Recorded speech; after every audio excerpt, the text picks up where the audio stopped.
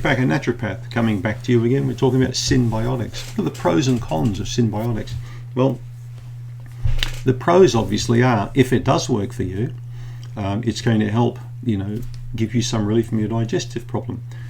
It's going to feed the good bacteria, but that's not generally what happens in my experience. All right. Now let me explain to you what I mean.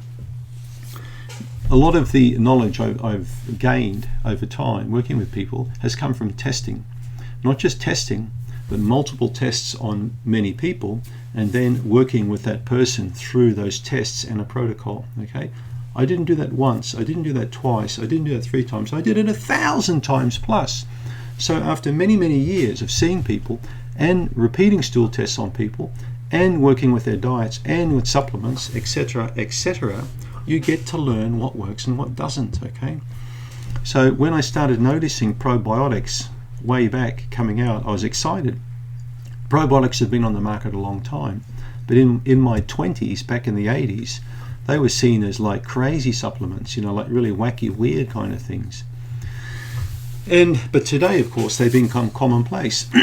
So there was a man back in the 90s who really coined the phrase prebiotics. That's right, prebiotic, that's the term we should be using. So he coined this phrase because he started to discover that probiotics basically feed on different types of sugars, okay? And you can really get benefit from your diet in that respect if you've got reasonably good levels of beneficial bacteria and not too much tummy upset. So in my opinion, it's a 50-50.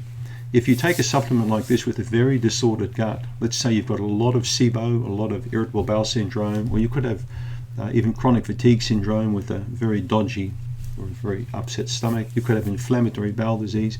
Let's say you take a synbiotic, which is a combination of the probiotic and the prebiotic. Let's say you were taking this once a day or twice a day as instructed per your physician, but then you started to get a lot of gut issues like gas and bloating and things like that. Now, in 9 out of 10 times, in my experience, the physician's going to say, it's a die-off reaction, keep going with it. Or it's good to feel bad before you feel good. Some people say that too. But it's not good in this situation, because what you'll find is bacteria like Klebsiella and Citrobacter, the bad guys. Okay, this is like the Hells Angels and the Comancheros in your gut, whatever you want to call them. They're going to play up.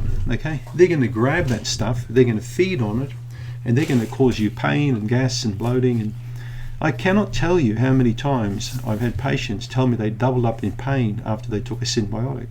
I've heard it hundreds of times, but also I've heard many times where people experienced a good episode, a relief with a synbiotic.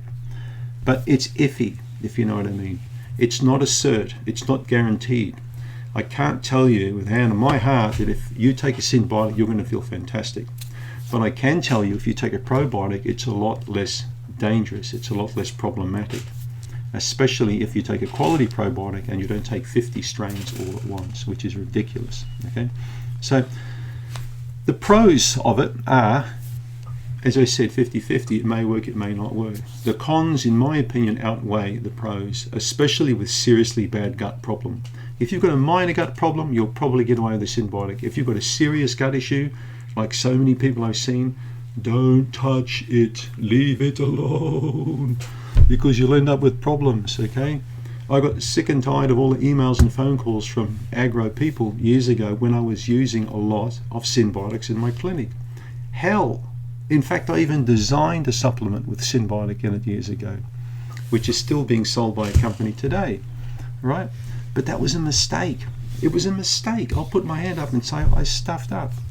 I'll never do it again. I will not put simple sugars like inulin or phos in a dietary supplement again. It's too problematic. Okay, so if you're watching this and you're taking a synbiotic, remember, a combination of prebiotics and probiotics. So the prebiotic could be FOS, fructooligosaccharides. It could be inulin. There's various trademark names for these sugars as well. A lot of them are artificial. In fact, they've been made artificially, so be very careful.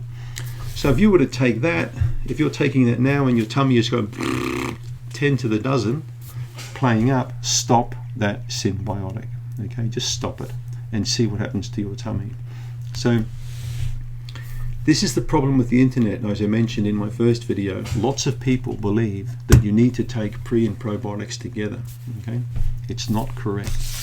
Okay, it's just a fad. It's just someone's idea of what you should be doing. Okay, that's like me saying to you, look, every time you wear a red dress, you've got to wear a green hat. You have to wear a green hat with this red dress. Okay, so what happens? 1 or 2 women walk around with red dresses and green hats, and before you know it, millions have this because it goes to social media and people think, wow, I feel like a fool. I've got an orange hat on. I've got to wear a green hat now. That's the thing I don't like about the internet. Okay. All right, let's do another video, the next one. The next video we're going to talk about the difference between synbiotics, probiotics and prebiotics. All right, catch you then.